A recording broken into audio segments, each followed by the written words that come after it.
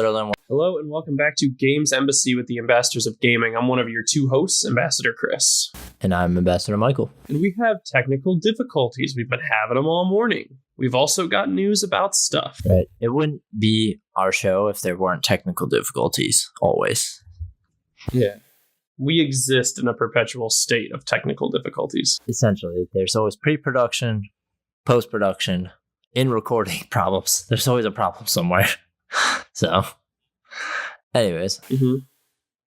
Yeah, definitely. But we have some wholesome nuggets, or nugs, as some of the kids say, of news and updates for your listening pleasure. Indeed.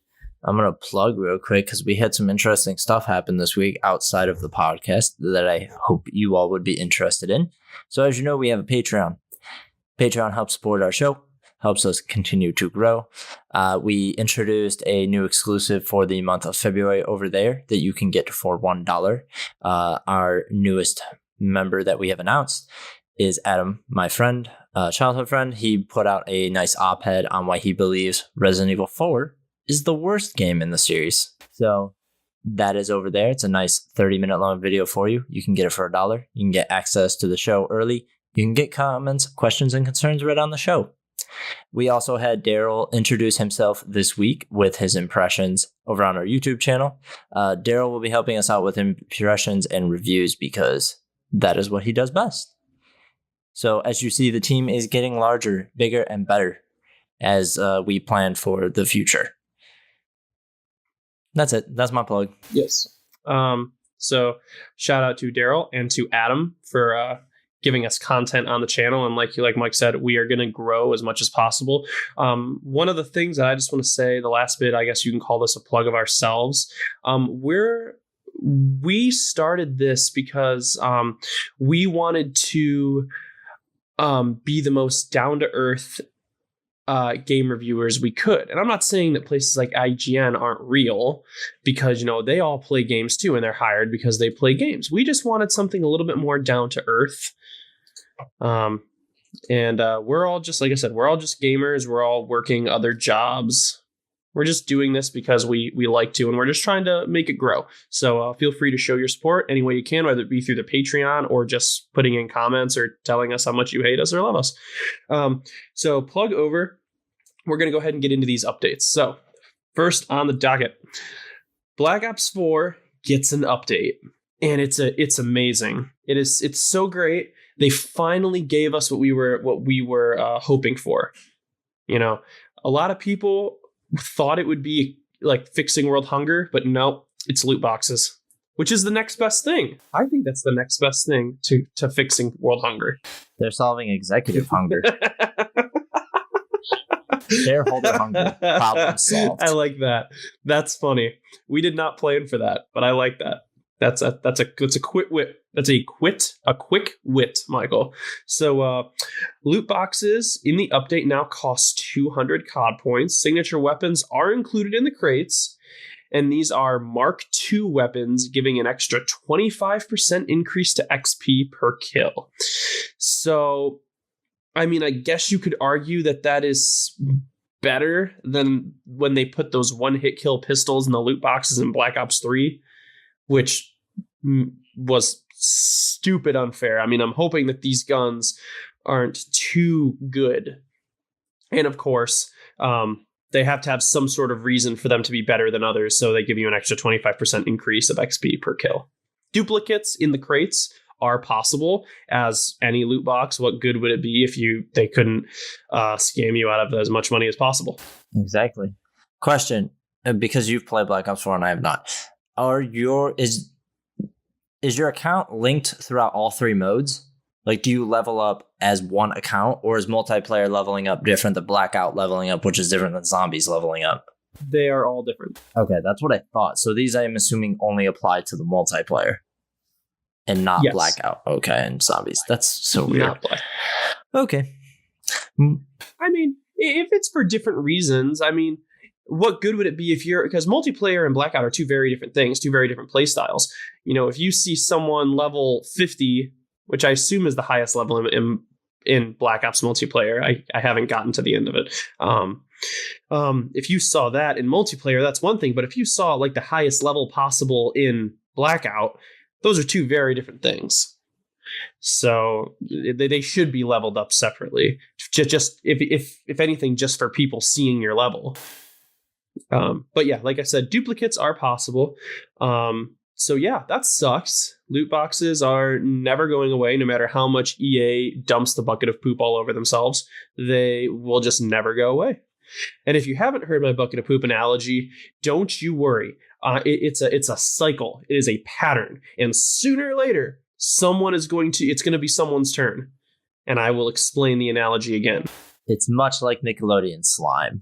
It's kind of an inevitability. At one point, someone will get dumped on.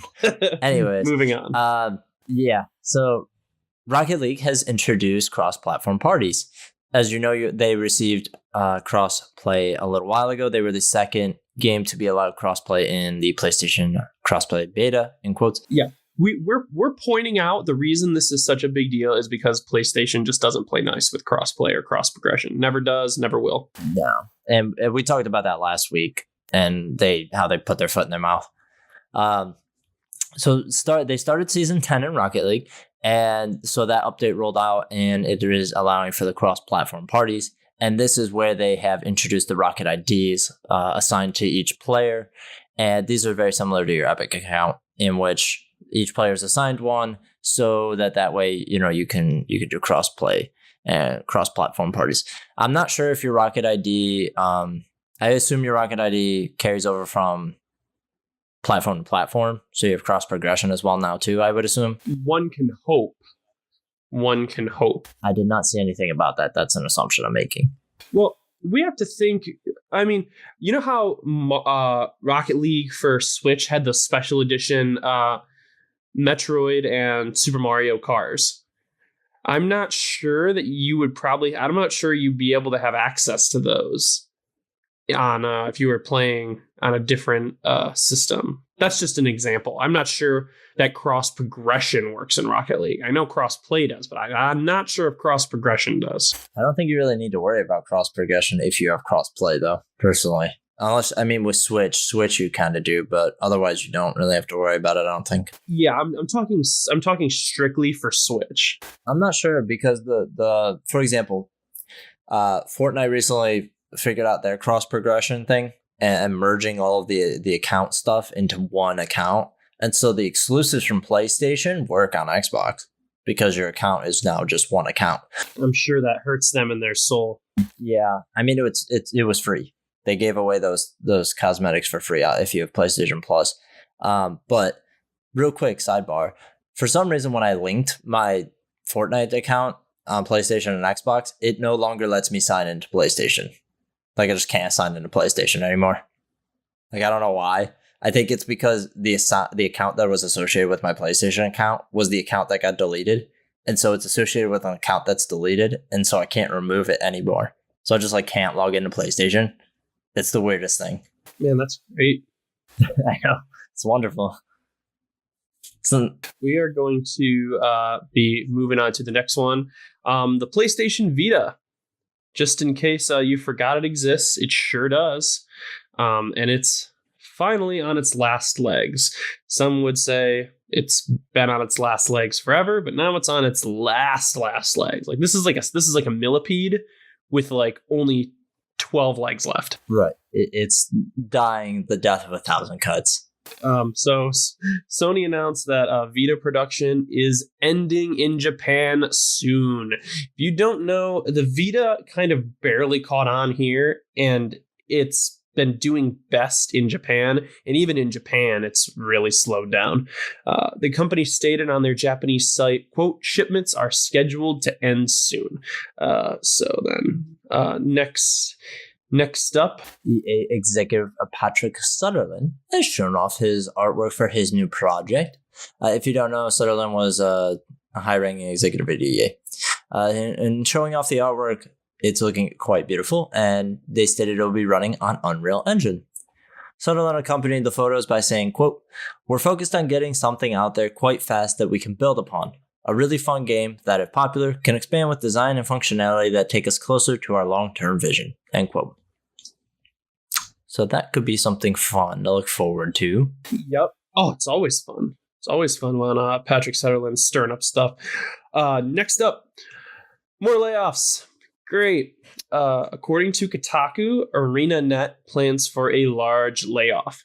The CEO of their publisher, Sanji Yoon of NC Soft West, emailed employees stating that, quote, "Our live game business revenue is declining as our franchises age. Delays in development on PC and mobile have created further drains against our revenue projects, while operating costs in the West have increased.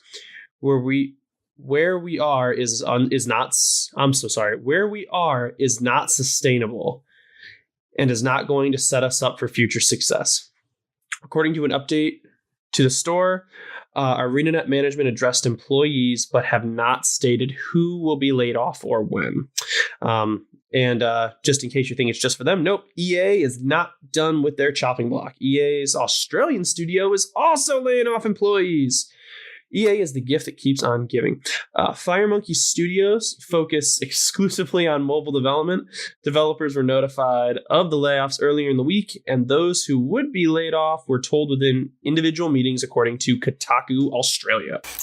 Oh boy, this is so sad. But it's that time of year, unfortunately, where they're quote course correcting for the new year. So we'll see if any more of that happens to everyone that is affected. Obviously, we hope they land back on their feet.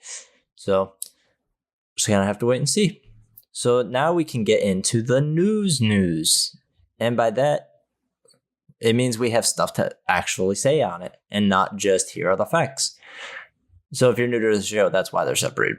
So number 1, PlayStation exclusive Dreams has a release date. Kind of.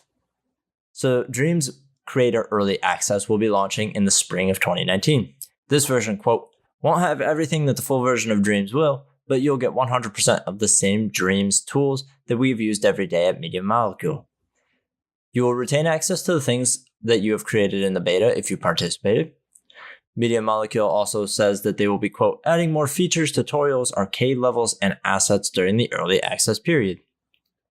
Early access won't be restricted, so players will be able to stream, collaborate, and share. Media Molecule says that the early access is a, quote, strictly limited release, but it is being released digitally through the PlayStation Store for $30 in US currency and $40 in Canadian currency. So this is weird. Very strange. I've never seen a first party launch in early access, but this game makes sense to do it, I guess, right? Because of how weird it is. I am skeptical. I remain skeptical. Any game that goes into early access to me is very risky. They put it into early access just to really test the waters. It makes me think that they really have no idea how it's going to do. Right. I think that's fair. Like when you're making Call of Duty, you don't need a Call of Duty to go into really early access because, hey, it's a Call of Duty. You played one, you played a version of them all kind of thing. Same thing with Fortnite and PUBG when those went into early access. But when the genre, and of course I know they didn't start the genre. I'm aware of H1Z1. I'm aware of all this. But we're talking about before the genre really kicked up, when these games were still, this genre was still in its infancy. They put them in early access like, hey, if people hate it, it's an early access. Great. If they love it, that's great. So I am 100% skeptical. I can understand that. I'm kind of in the same boat because everybody's been trying to figure out how you sell this. Because all Dreams really is an engine. That's all it is, really, right? It's a game engine with all the creation tools and stuff. It's way more in depth than most of the things we've seen so far, like RPG Builder or It is. Think of it as a game engine for dummies. Game engines are very complex. This is a game engine that's kind of given to you with the intent of here's how you do this. It's kind of hold your hand through using a game engine. And if I don't think they have any idea how this is going to do. I think they're hopeful. I want you to know that I'm sure you just made a great point, but my controller turned off. So I have no idea what you just said. You should have just ran with it. You should have just ran with it and gone, very astute. That's a really great point. And just not touch on it at all. Anyways, what was the last thing you heard me say? Dreams, you started into like, you're not really confident on how they feel about it. That's right about where I pretty much went on with that for a while. They don't know how it's going to do. I brought up. Okay. Yeah, I'm not repeating it again. Everyone, you can suck it. Everyone else. You don't have to repeat yourself for me. I have a general idea of what you said. Don't you dare cut that out because it was a good point. I swear, I'm going to listen to this. No, I won't. I'll hear it later. So their last real release was in 2013. And they helped make Little Big Planet 3, but they didn't make Little Big Planet 3. So they haven't really put out a game since 2013. So it's been almost 6 years. And I think this is probably the right way to do it, but I don't really understand. The way they worded everything here in the early access release is really weird. And I don't understand how you could limit a digital release. Like, are they only going to put out like a certain number of codes? Oh, I didn't think of that. Yeah, you're right. How are they going to manage to do it? They might just do it on a time limit kind of thing. Because digital copies, they don't have a select number. Maybe they'll have it available for a set amount of time. And then after that amount of time, it's not available anymore. A couple of days, or a week. Maybe. That'd be interesting. I was trying to figure out how they were going to do that. But I don't know. I kind of want to pick this up when it comes out because I've been interested in it.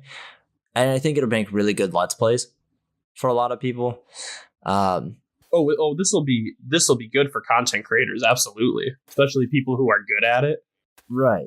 Like, you could just be a dream streamer, I'm sure. I don't know. We'll just have to wait and see. Because I think this is probably the smartest way to get that game off the ground. So. All right.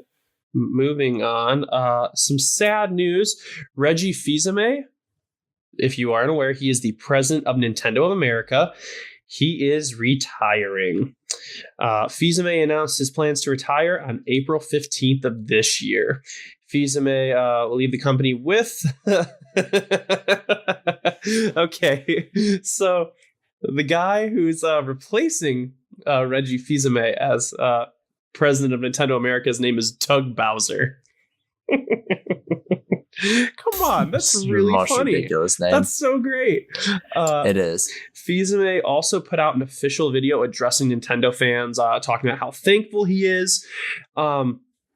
He is choosing the optimal time to retire. He really is. Sometimes Nintendo, if you are unaware, Nintendo really struggled at the end of the life cycle of the Wii. They didn't struggle financially because they have a lot of money saved up. There's the whole analysis of that online. They could run the company for 50 years without making any profit and they'd still be able to run. But talking about just bringing in revenue, they have not been doing well since the end of the Wii. The Wii U barely got off the ground. I believe it passed up the Virtual Console as Nintendo's worst selling console for its amount of time that it was out. But when the Switch released, all that kind of changed. The Switch released, the novelty of it immediately made it sell. It's got awesome titles, which its launch title, Breath of the Wild, was Game of the Year, which is pretty amazing for a launch title. Smash just came out. The games that are already out for it, Mario Kart, Mario Party, all these games are doing really well. Some people retire when a company's not doing too well. I think he may have just seen the writing on the wall and was like, I got to quit while I'm ahead. Okay, that was a bad way to phrase it. No, what I mean is I'm not saying he's expecting it to go bad because the Switch is doing amazing. But I think, he can see that this is a very good high point. And if there is a good time to retire, it's now. Like, while Nintendo's doing so awesome. Do you know what I mean? Like, he has to feel good about the way Nintendo's going. And he's awesome. He is an awesome guy. So, thanks for so many years of Nintendo in America. Yeah, that came out weird, but you know what I mean. I was scrolling through. I know what you mean. I was scrolling through his Wikipedia page just for the sake of conversation. I was like, well, he's retiring. Like he's got to be like older, but how old is he? Because he's Latin. I was like, you never know with Latin people. They age like fine wine, man. So I look at this guy, and I'm like, I have no idea how old Reggie is. He's 57. He does not look 57. That's a pretty good age to retire. He does not look 57 at all. No. If you had told me he was like 45, I would have been like, that sounds about right. He does not look like he's in his 50s. I don't know. So, right. So, kudos to Reggie. We hope he enjoys his retirement. And I think he's getting out pretty early, but I think that his career has been long enough that, he's earned it. So, congrats to Reggie. Congrats to Doug Bowser. I can't believe that's your name. If your name is any indication, you will do great things for Nintendo. Hopefully. Or maybe you'll just destroy the Mushroom Kingdom. Who knows? Yeah, that too. Did you see? You haven't seen the picture of him, his first, saying thank you for welcoming me in? Have you seen that picture of Doug Bowser yet? No. It's a picture of him, and in the background, Mario and Luigi are tied up with an NES controller or a GameCube controller. That's funny. I don't think he planned for that. I think it just ended up being that way. It's hilarious. Anyways, I'm going to move on to more Nintendo related news. This is going to be a pretty Nintendo Xbox heavy episode, so get excited for that, I guess. So the rumor is that Scalebound might indeed be alive. That game that looks like DMC mixed with dragons. Rumors started circulating this week that have stated that Scalebound is no longer dead and will be revived by none other than Nintendo. If you don't know, Scalebound was in development over at Platinum Games, but was canceled when Microsoft felt the project was not living up to their expectations. NintendoInsider.com says that they have sources backing up this claim. And it is also important to note that according to Nintendo Insider, the Scalebound trademark was renewed by Microsoft recently, but they had to abandon it due to Microsoft not being able to back up having any plans to actually use the trademark. So if you don't know, you can't just own stuff in the US if you don't plan on actually using it, except for patents. You can do that with patents, but not with trademarks. So, how do you feel about this? Does it sound like anything to you, Mike?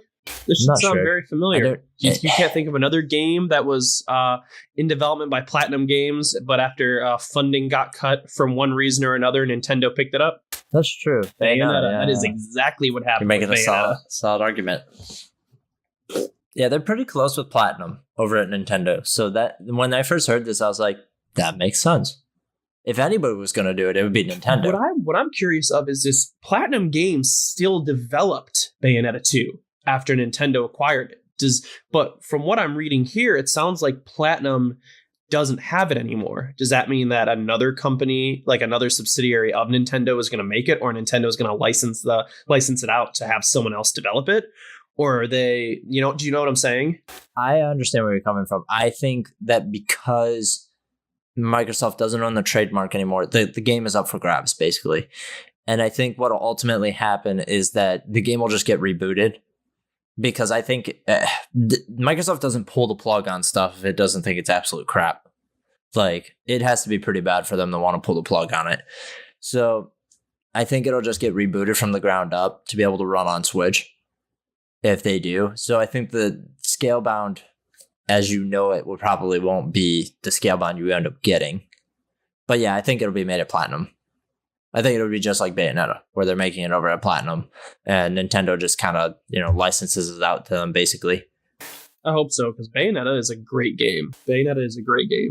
Unless it's on the PlayStation 3, but I'm done throwing shade. So we've got Xbox games on the Switch, or we've got rumors of such things. Microsoft may be preparing to launch an Xbox app on the Switch, further backing up the rumors that they are adding Xbox Live capabilities. According to Direct Feed Games and backed up by Game Informer, Microsoft is planning, quote, the announcement of Game Pass on Switch, and that it, quote, could come as soon as this year. The Xbox app will be bringing more than just Xbox Live functionality. Game Pass and some first-party games will be included, as well as those other things.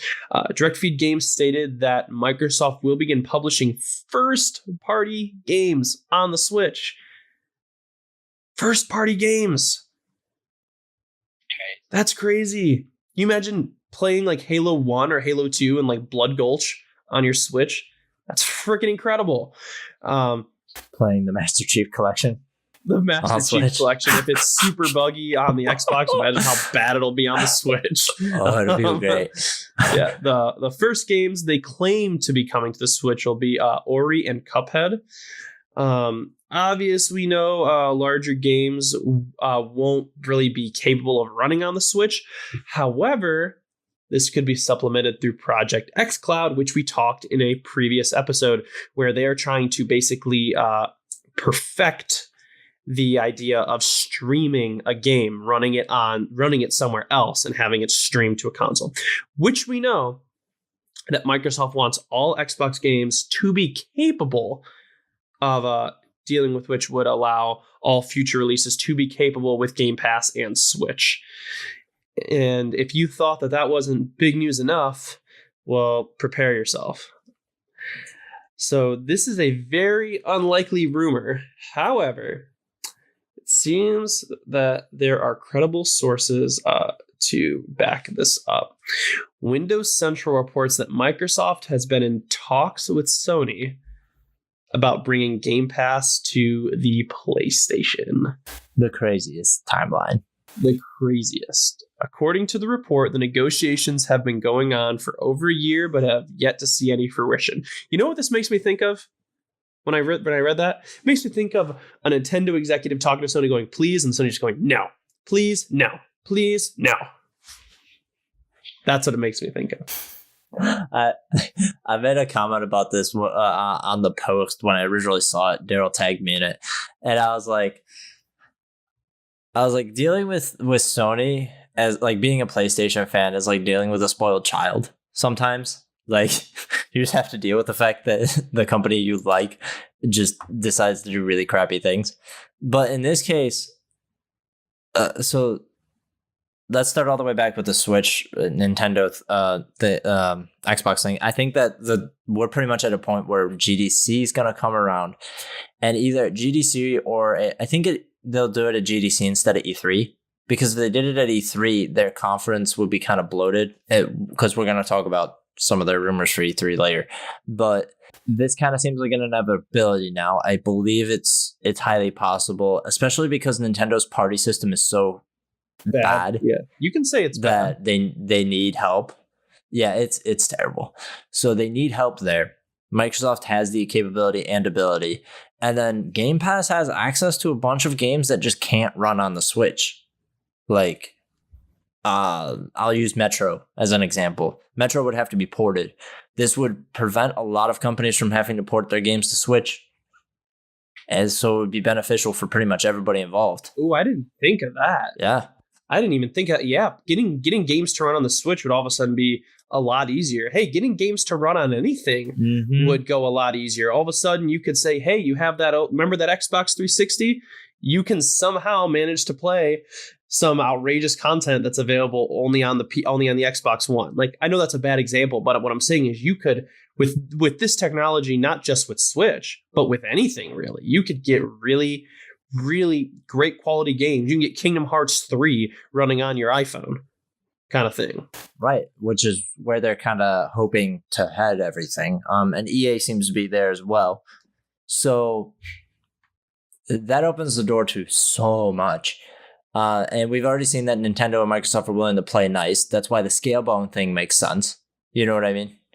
Like, Microsoft's like, we don't really want this. They can't really do anything about it legally. But, you know, I'm sure Nintendo and them talked about it beforehand. I can't imagine that Nintendo and Platinum were just like, haha, we're going to take Scalebound. You know what I mean?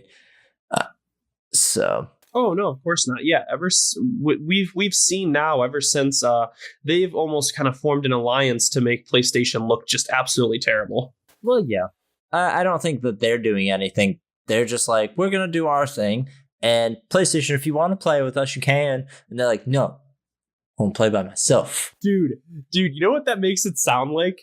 That is seriously that's so petty. Like, it's making it seem like, okay, we're going to do our thing. And hey, if you want to come play with us, you can. It's so funny because it makes PlayStation sound even worse. It makes PlayStation look like the bad guy. It's so funny than when you word it that way. You can play with us if you want to. We're not stopping you from playing with us. Right. And Sony's just like, no, I don't want to play with you. I already got enough friends. Me and my PlayStation friends will hang out. We don't need you Xbox people. And it's like, all right, dude, you need to just calm down a little bit. So, but I think Sony understands the pressure as well because of the way things have shifted so much and Xbox has changed so much over this generation. PlayStation really hasn't over this generation. They can't. Yeah, I was going to say it's not so much an abundance of change on Xbox as much as it's also a lack of change on PlayStation. Xbox, who started this generation out with like Michael Phelps drowning in a swimming pool, if I'm quoting The Office, and now they're trying to better themselves, and Xbox is doing really well right now, and PlayStation just kind of, we don't have to change anything, we're doing great, and people are seeing that. Right. And so we'll see how this goes, but I think the pressure that we've put on as a community has really been noticeable for them because they don't want Microsoft to come out this year at E3 or next year, announce some new things. And then when the console generation starts again, if it's traditional, you know what I mean? If it's not traditional and it's like, whatever, they don't want to lose customers to Xbox like they did in the PS2 era. They don't want to lose they don't want to have what happened to Xbox happen to them. Just, you know what I mean? With the Xbox One launch. So I think they're way more inclined to deal with Game Pass than they would have in the past. And PlayStation Now is working, but not nearly as well as Game Pass, I don't think. Because it's different. You know what I mean? So, and Game Pass also allows for backwards compatibility, as does PlayStation Now, but they are two totally different functionalities. And I don't know, it doesn't seem like PlayStation's too into PlayStation Now. It doesn't seem that PlayStation's they don't talk about too it very into frequently. PlayStation. What do you mean? I guess. I don't know. It's just with the PlayStation Now, it's a totally different ecosystem, and it's old tech, and it's I don't know. Okay, it's a whole. That's what I mean. Yeah. Sorry, no, PlayStation Now, the streaming software they have. It's not as forward thinking as Game Pass, and so maybe taking the hit and letting Game Pass run, but taking a cut. You know what I mean? Because I'm assuming that's why the negotiations haven't gone through. As we know that Sony is very protective over the sales on their console.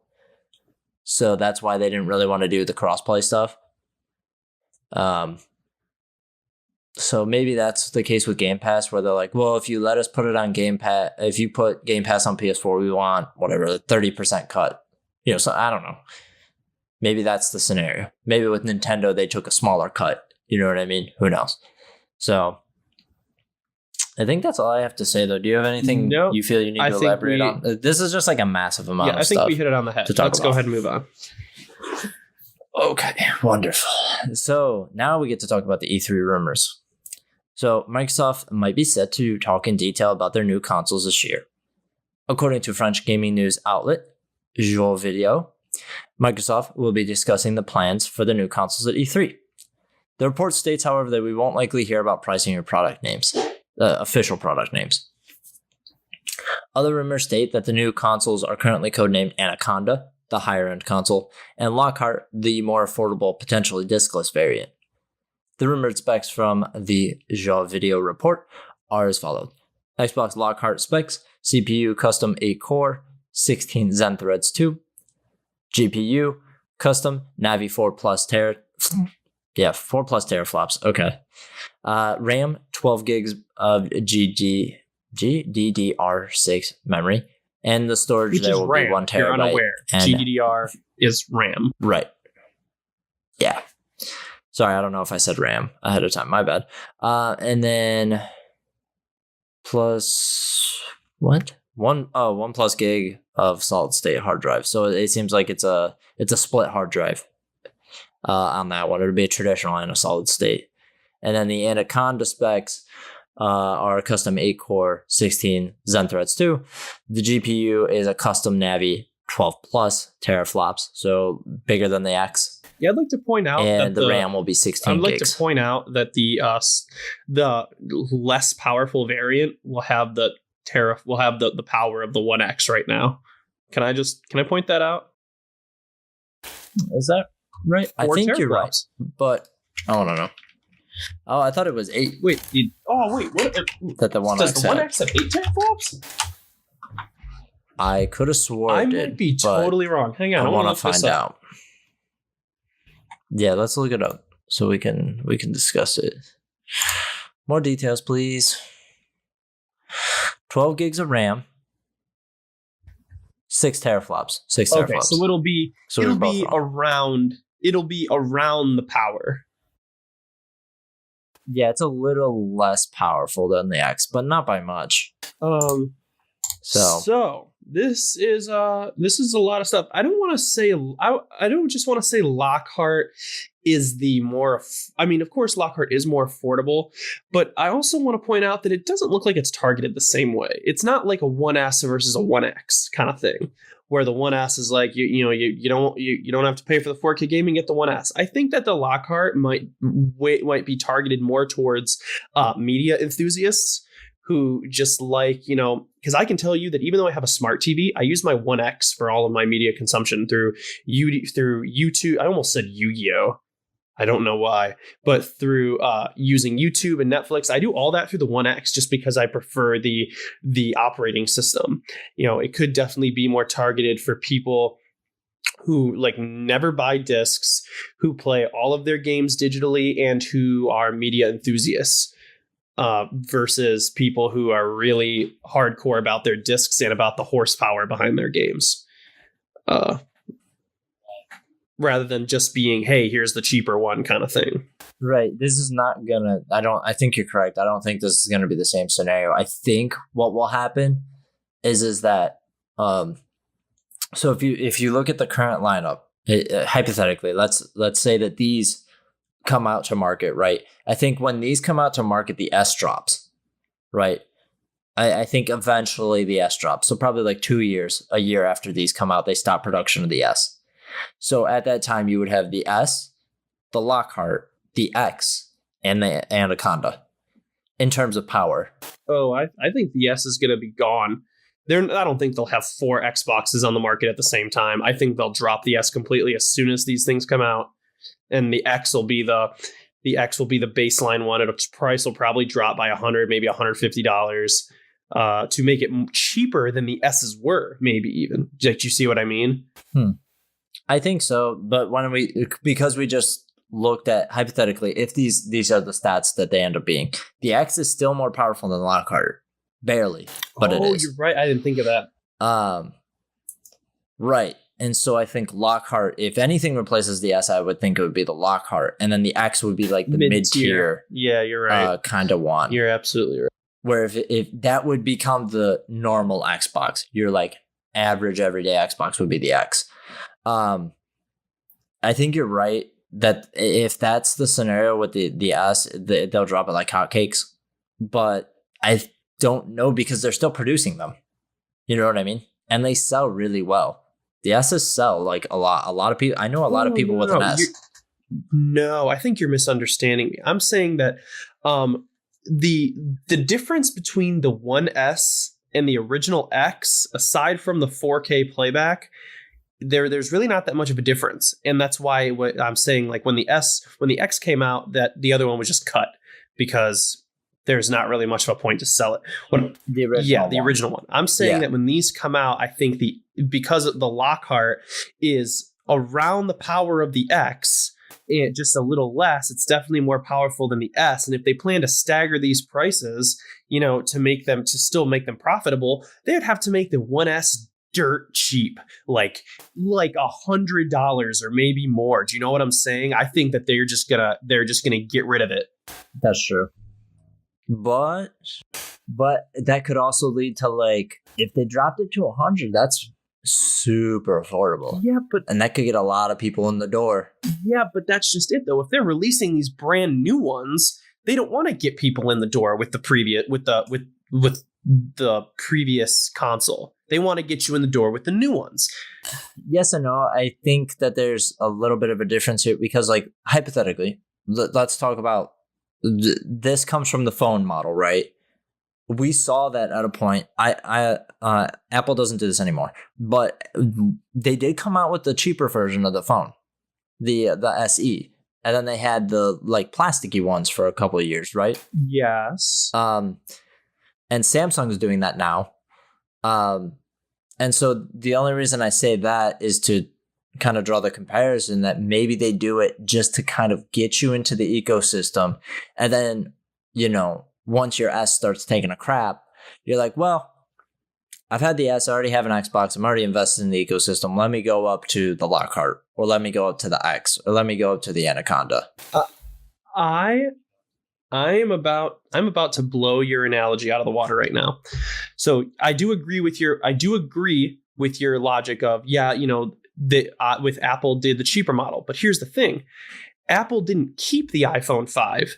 They released a cheaper version that was slightly more powerful than the iPhone 5, and that was when they released the iPhone SE. What I'm saying is that, the S is just going to be dropped. Lockhart is going to take its place as the most affordable option, but at the same time be significantly more powerful than it. What I'm trying to say is that if they want these prices to be staggered, if they had all four of these at the same time, the S is going to be so dirt cheap if they actually kept that on the market that everyone would just buy that if you have never gotten into the Xbox marketplace, rather than going to Lockhart, which they would want you to go to. If you're really just concerned about the price point, then Lockhart would be the entry point they want you to come in at, and not the S. Right. I won't get into crazy hypotheticals, but I think that you're making a valid point here. But I also think it's important for us to think about whether or not they go back to that payment plan option. Oh yeah. You remember when they did that? I do remember that. That could be a game changer as well. Like, hey, do they not do it anymore? No, they did it. It was a limited time promotion thing where you could do it for, it was a limited time thing. But you got Game Pass and Xbox Live and the Xbox for like $30 a month. I think it was. Anyways, I think if you say, hey, you can get an S for $100, but you can get a Lockhart for $30 a month, $40 a month, then they're both equally as enticing. True. All right, we'll just see who's right. Honestly, we'll just have to see because there's so much Microsoft can do right now. More specifically, we'll just see. We'll talk about it more when I'm proven right. By the way, Gears 5 and Halo Infinite are supposedly going to be launch titles for this before we leave this topic. But now we're going to move on to something about Halo Infinite. And there are rumors that the game will be getting RPG elements. Oh boy, it means loot boxes. Yes! It's what I wanted. A Halo loot shooter. What's a loot shooter? That sounds gross. You don't know what a loot shooter is? I don't like that. Anthem, no. Destiny, The Division, they're all considered loot shooters. Oh, a loot. As in like a first-person shooter. Is to get loot. I'm thinking of like, I don't know. I'm thinking of gross things. I don't like that term. So right. Thurat's Brad Sams, I don't know who that is, stated, quote, "Man, we're really great at doing the news. We were quoting a dude and we're like, we don't even know who this guy is. And we are superstars."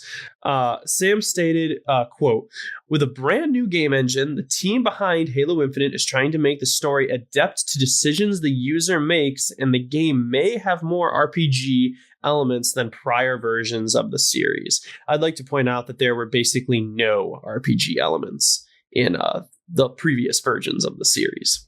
Yeah. There's no dialogue choices. Except changing your armor in multiplayer, but that's it. No, I don't think so. Whenever I think of popular RPG games being made into an RPG, I start to think of them as games as a service. And when I start to think about games as a service, I start to think about loot boxes. I'm not saying that RPG and games as a service are mutually exclusive. I'm not saying that's a thing, but I'm saying, Halo is a very big name. If there was any game that first party Xbox would release that they'd put loot boxes in, what do you think? They put the card packs in Halo 5.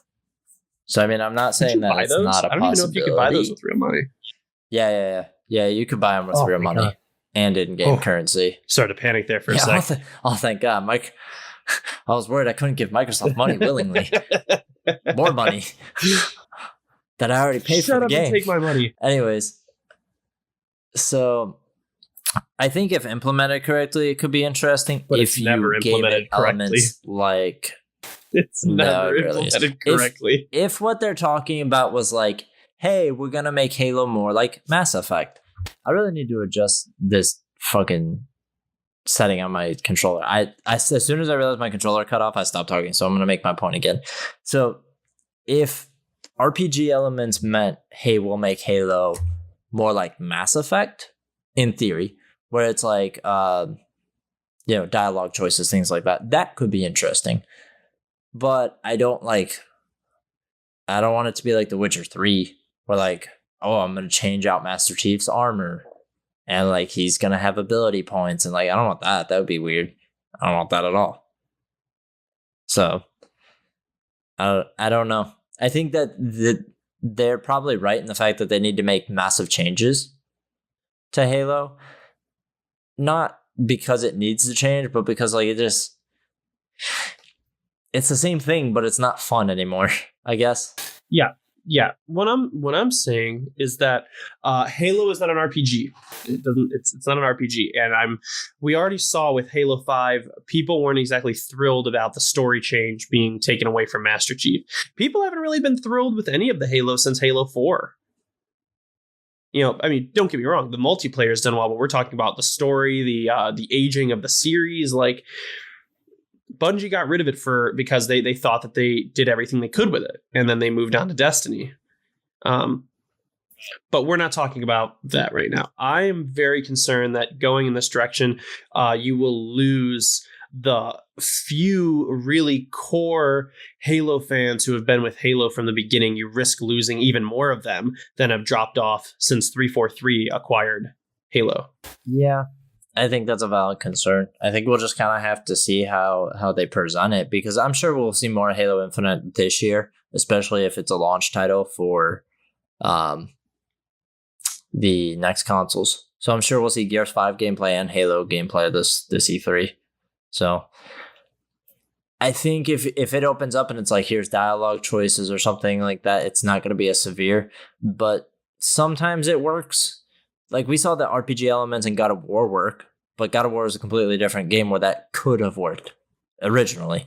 So yeah, dialogue choices don't always hit me in a good place, because sometimes they are useless. It doesn't matter what you pick, and sometimes they're too important. In which case, the game you can like ruin the game for yourself doing wrong dialogue choices. So. I just wanted to point that out. All right, we can get off this topic because we could go on. This one is one in particular we could go on for a while. Right, exactly. Here's I think this is the last piece of news. No, yes, because we moved things around. This is the last piece of news. So the Xbox One will be getting open modding on certain games. So Paradox Mods has said that they will allow users to create and distribute mods across both PC and Xbox One, quote, with a single upload. Currently, the only game they are allowing is Surviving Mars. However, Paradox Interactive says that the feature will be coming to more of their games this year. We saw this as well with Bethesda and Skyrim and Fallout 4 on Xbox. They're way more open to modding and allowing mods than PlayStation. And that's because they don't have as such tight a grip, I think, on their platform and their ecosystem. So I don't really care about mods. I know a lot of people do, but I think that mods represent a big thing in the gaming community. People make mods of games a lot of times just because they love the game. They love the game and they start to think like it. To me, it's the equivalent of fan fiction. in some ways. Some people love these games, especially Skyrim, like it being the best example. How many mods for Skyrim are there? Yeah, there's more than there is count, and this is a great way for the game community to show, hey, I love this game. I want to show everyone else that I love this game, and what better way to show the creators how much you like their game than when you make mods for it. I'm not saying, don't get me wrong, I'm not saying broken mods, that just break the game, but mods that, just like a fun little twist on the game. Who doesn't like mods? Who doesn't like to play their game in a new way? Mods also have been very helpful in stabilizing games, specifically Bethesda games, because they're pretty buggy. So like Skyrim, I don't think Bethesda likes it just because it probably makes the game company look bad. Right. But hey, I mean, it is what it is. Kind of thing. Some dude just sitting at his computer in his free time eating a bag of Cheetos with all his belly hangs over the desk fixed all the problems in your game that you're paying salaries to. Like the people who, do you know what I'm saying?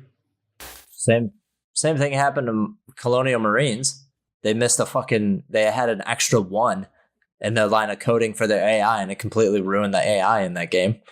And some dude just found it out of the blue. It passed QA, passed everything, made it to consumers, been out for years, and nobody caught it.